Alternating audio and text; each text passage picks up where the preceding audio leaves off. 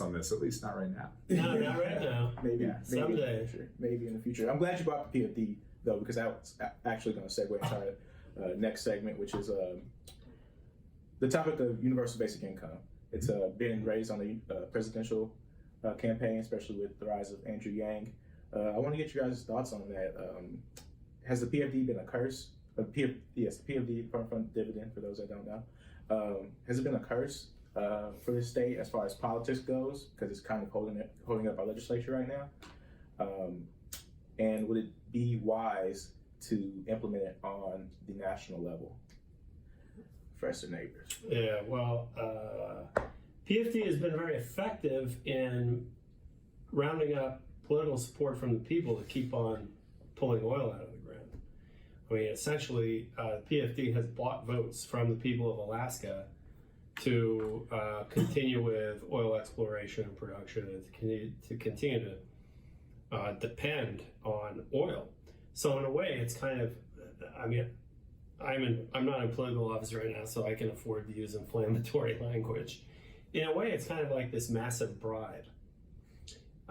You keep voting to support, this line of policy, and we'll keep paying these PFDs. So I think I'm neither judging that it's good or bad in this way, but I'm saying it was politically effective in that sense.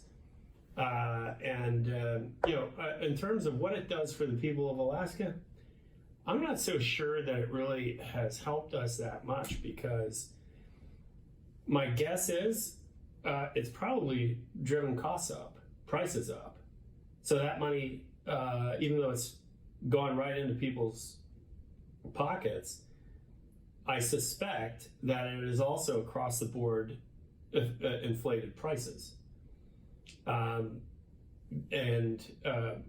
so I think that the net value, the real value of PFD dividend has probably been less than what it might otherwise be. I disagree with that for a couple of reasons.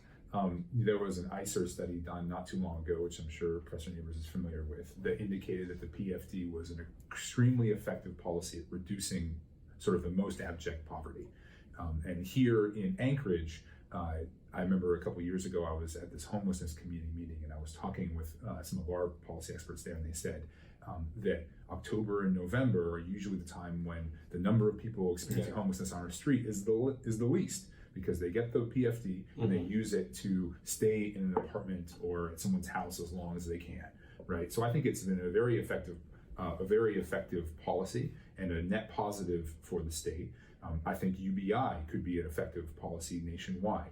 I think it's funny when people, so Mr. Nabors' position is very much diametrically opposed to our current governor and some of his supporters in the Valley, who are conservatives, but also huge supporters of the PFD. Yeah. And when you tell them the PFD is a form of UBI, they hit the roof. They say, no, it can't be, because they know that UBI is socialism and they hate socialism. They love the PFD, ergo they cannot be the same thing. UBI is not, it's not socialism. Well, so they think so. No, I think it is. I think we have made a disagreement of what socialism is. Charles Murray is a libertarian. He's been in favor of UBI for years. Doesn't mean it's not socialism. I mean, so you're socializing some of the wealth and then redistributing among the people. But regardless, I mean, the knock on the PFD is not that it's not universal or income. It's that it's not basic. It's not enough to really meet the needs of the UBI. But where I think I agree with Professor Nabors is that it has had a distortionate effect on the Alaskan political system, because there was a very clear path that Governor Dunleavy took, which was you could espouse conservatism and then use populism essentially and say, I'm going to increase the size of your PFD, and thereby build this coalition, especially if you aren't challenged on whether or not your budget numbers actually meet up. And during the 2018 election, for whatever reason, he was not seriously challenged on the fact that his budget numbers were impossible. They were mathematically impossible, and everybody knew it. Everybody who followed the politics closely knew it.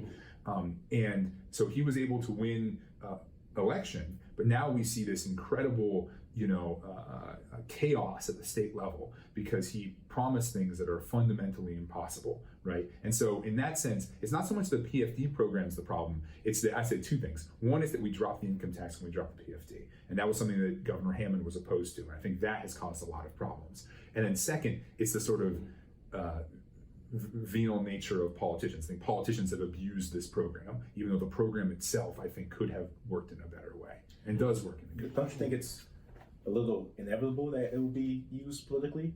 You're giving people directly money. Yeah, I mean, I would say it's very similar to tax cuts at the federal level, where the Republican Party has promised massive tax cuts over and over and over, then pretended like they paid for themselves, and thereby been able to, as you said, buy votes, right? And I think there is that similarity, and that's unfortunate, but it doesn't mean that the idea of the PFD is itself, fundamentally flawed to me. Sure, and my question is, as far as UBI is concerned, is if UBI was instated, wouldn't it create that constituent class that the PFD created to where politicians will start using UBI and increasing your UBI as a way of buying votes or of... There was a really good article published, I think it was in Vox, by a young woman named Robin Sundley last week exploring this issue, which was, she's a supporter of UBI, as am I. And I know some folks that were supported at the national level. And what we've learned in the last year or two in Alaska is that there is clearly this avenue for populist politicians to use this program and or just this distortionate nature. And that the people who, UBI is, it's not a new concept, but Alaska is kind of the only real example of it in the United States. And so I think there are a lot of lessons being learned right now about what's happening in Alaska. And people that want to craft a UBI policy nationally have to take what's happening in Alaska into account and have to try to learn. Some of them have visited here to study what we've been doing and some of the problems that Chris Hughes, who was one of the co-founders of Facebook, was here. And, this is where politics sometimes makes strange bedfellows. Yeah. And he's on the progressive left. Charles Murray is known as a libertarian. They're both UBI fans, and I think if we could replace a lot of programs with UBI, what that does is it restores choice to citizens, and so I like that, and I like the fact that by providing people with a basic livable income, that they don't have to fill out all these forms and all of the help that they might need is conditional and all of that. So, this is also this idea once entered a political, debate as, negative income tax nationally. And I actually, I would like to experiment a little bit with this and see if this works better. I hate the idea of and this is where you really see my libertarianism shine. I hate the idea that people always are beholden to bureaucrats and red tape and all of that to try to make ends meet and that gives these bureaucrats power over their lives and dumb forms and errors in the system, which happens all the time. So anyway, I that's why I would love to experiment with that idea. But would you? So if UBI was implemented, would you cut other social programs in lieu of that, or would you keep the same social programs that are already in place? Yeah, well, I would like to, just in the spirit of the quid pro quo that Mr. Dunbar made just a few months ago, I'm going to return the favor and say, hey, you shut down a few programs, let's go UBI, let's replace it with you, and let's replace those programs in equal amounts of funding. You follow my drift? So, I would like to see that.